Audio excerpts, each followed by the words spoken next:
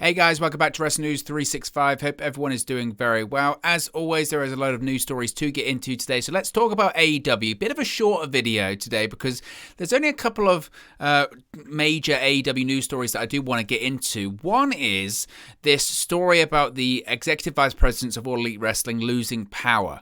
Now, when I say losing power, we mean on the creative side of things. Now, this is a report that came out last week from Cassidy Haynes at bodyslam.net, and the credibility when it comes to Cassidy Haynes, for me, has always kind of been there anyway, but certainly over the course of the last few months, Cassidy was the first to break the story about Brian Danielson, signing with All Elite Wrestling, provided further details when it came to the United Center, the First Dance, the CM Punk signing. Of course, Fightful was really first to break that story, but certainly they have information. Cassidy certainly has sources in All Elite Wrestling, and that was backed up massively over the summer. So when he released this big report last week talking about the executive vice presidents of All Elite Wrestling, Kenny Omega, the Young Bucks, Cody Rhodes, etc., losing creative power and essentially just being more EVPs in name only, it was a big story last week. So last week it was reported that the AEW executive vice presidents have lost creative power, and AEW President Tony Khan has been completely taking over that role when it comes to creative. The report stated that Kenny Omega, the Young Bucks, and Cody Rhodes were, quote, EVPs in name only in 2021.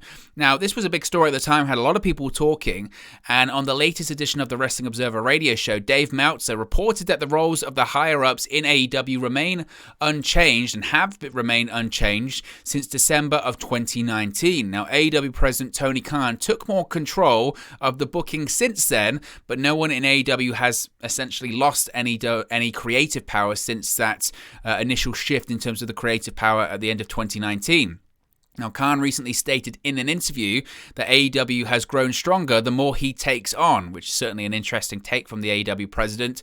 Khan is in charge of booking the matches and the segments and tells top talent what they're involved in and where their direction is going, including the AEW EVPs and other top stars like Chris Jericho, Jon Moxley, CM Punk, and Bryan Danielson. However, those top stars are still allowed to have input into their angles and matches, and they're allowed to have their own creative input when it comes to their promos as well.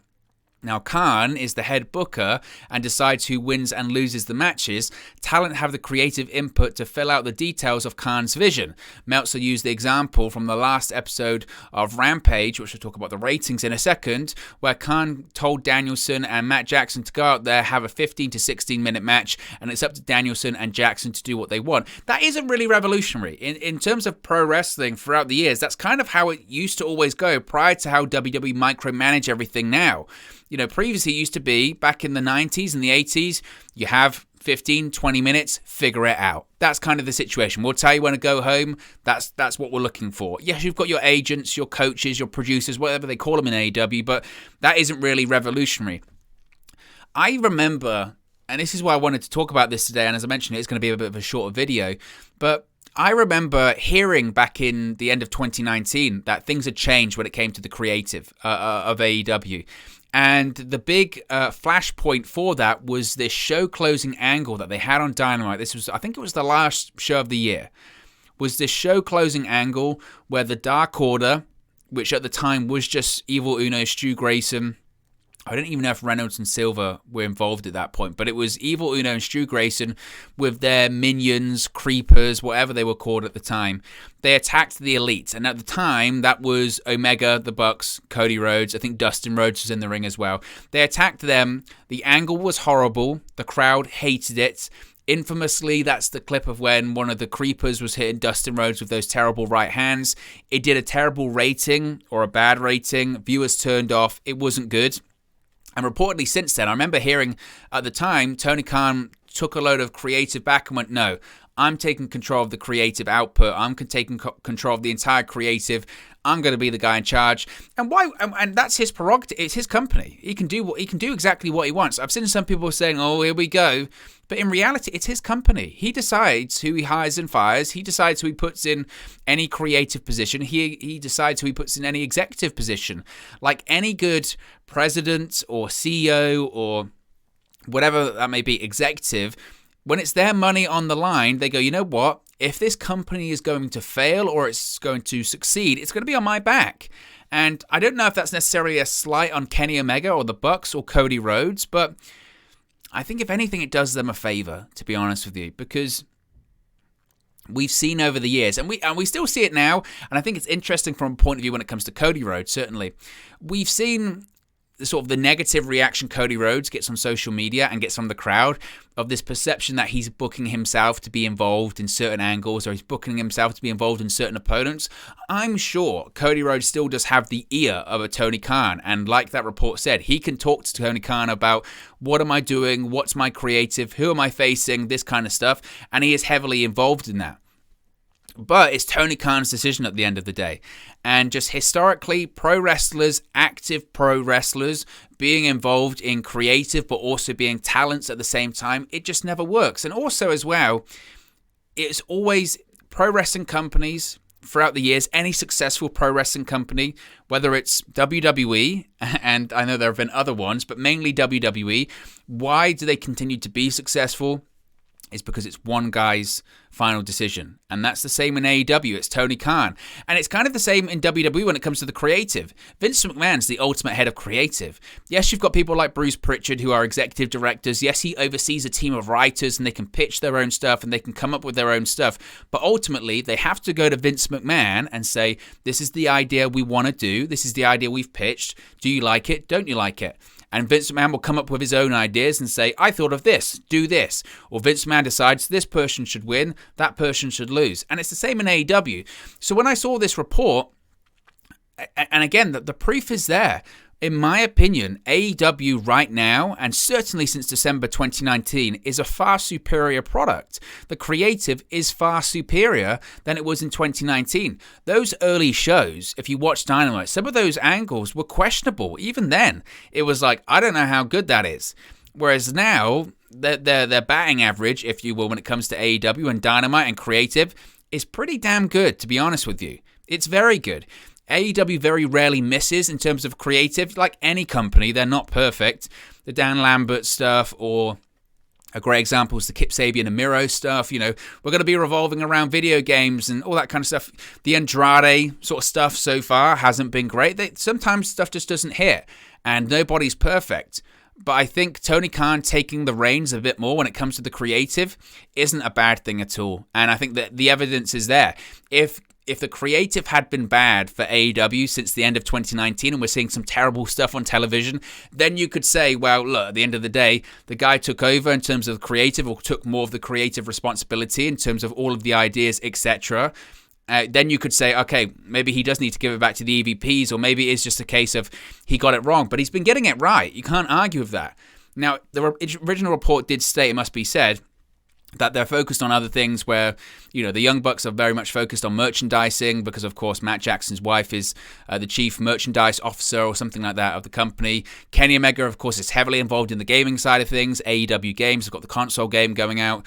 Cody Rhodes is being a celebrity because Cody Rhodes is a big star, right? And you can tell he's kind of focused on improving his name, his brand, his image, whatever that may be. So it's not a case of they don't have status in the company. But at this point, like the initial report says, they're EVPs in name only. They're senior figures in the company, but nobody has more responsibility than Tony Khan, and Tony Khan has the final decision on it all. And I know the initial report did state that the Elite, or certainly these EVPs, Omega and the Bucks were still quite a close unit, and Cody Rhodes had kind of distanced himself from that. That kind of does go in line with a report that came up previously. Not a report, a rumor that was talking about Cody Rhodes maybe falling out with the EVPs and all that kind of stuff. And at the time, it was sort of dismissed as hogwash. But that's the second time that they've basically said, look, there's no falling out, but Cody Rhodes isn't as close to the Bucks and Omega, and kind of what we're seeing on TV isn't too far from reality in the sense that Cody just kind of does his own thing. And it feels like that. And it's interesting because I think there's way more to that story, it must be said. I think there is more to that story, and I think there'll be more to come when it comes to that story, it must be said. But, you know, I saw a lot of people talking about, here we go, this is, you know, the end of AEW, whatever that may be, because people just love to hear that kind of stuff. But it's an interesting story nevertheless. Finally, I do want to talk about Rampage. We spoke briefly about the fast overnight ratings when it came to Rampage. for Friday, and yeah, it's still not great when it comes to this week's ratings and viewership for Rampage. It's the lowest viewership and key demo that the show's done. Not surprising.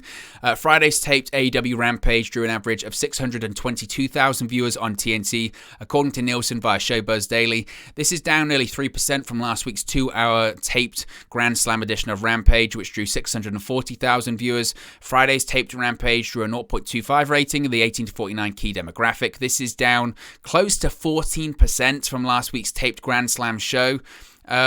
Again, it's not ideal. Friday's Rampage ranked third for the night in the cable top 150 with a 0.25 key rating demo. So again, third for the night ain't bad.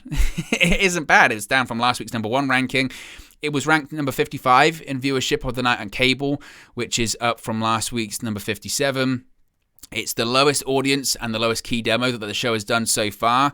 But that's going to be the case. I mean, look, I mentioned this yesterday when we spoke about it, and I don't want to go over it too much again because I do want to keep this one relatively brief. But like I said, the early few weeks, the debut episode doing 740,000, the Punk episode doing 1.12 million is an outlier. It won't do that again. That was a moment. That's what it was. It was a moment. You're talking 1.129 and a 0.53 rating for a 1-hour show at 10 p.m. is outrageous. The time slot that they're in just isn't favorable, and I know that the AEW naysayers use this as something to hit AEW with. See, your new show sucks and people don't care. Look, if WWE was on at 10 p.m. for 1 hour on cable, it wouldn't do well. There's no doubt about that. If NXT was on in that time slot, it wouldn't do well. Monday Night Raw on Mondays doesn't do well in that time slot. People say, well, it still does like over 1 million viewers in that third hour because it's WWE, and it's been like that for a long, long time. It's been 3 hours since 2012. It's been like that for like 8 years or 9 years, whatever that may be. You know, it's a significant amount of tenure in that slot. And again, WWE doesn't want to be in that third hour. They hate that third hour. The only reason they do it for Monday Night Raw is because they get paid so much money to do. If they had it their way, and if the money stopped, they would drop that third hour in a heartbeat. Because it's poison to their rating, it's poison to their show, because it's not a good time slot. And that's on Monday, let alone on a Friday, which is just bad for TV anyway. So this is what Rampage is going to settle into. The sort of 600,000, 500,000 we saw when Dynamite was on Fridays in the summer. It is what it is, unfortunately. But look, guys, as always, it's just one man's opinion. What are your thoughts on these AEW news stories we've spoken about today? Let me know your thoughts in the comment section below. I'll do my best to respond and reply to all of your comments. Really enjoy interacting with you guys, talking about AEW, Impact Wrestling, New Japan Pro Wrestling, all things pro wrestling here on the channel. So be sure to get involved in the community, drop a comment below. All opinions are welcome. If you have enjoyed this video, please do smash a like on the like button too. Really does help us out here on YouTube. Go up the rankings and get into people's recommendation feeds if they haven't seen our videos previously. But most importantly, if you haven't already, please do subscribe to Wrestling News 365. You can do that by clicking the bottom right hand corner of the screen right now, or if you wait a few seconds, there'll be a subscribe button at the end of this video along with another video for you to watch. Thank you very much for watching, listening, streaming, or have you come across this video today, and I'll speak to you again very, very soon. Hey guys, thank you for watching, listening, streaming, or however you come across this video today. Be sure to click on the video on the right there to watch our next video, or click the bottom there to subscribe, or the bottom right hand corner. Thank you very much, and I'll speak to you again very soon.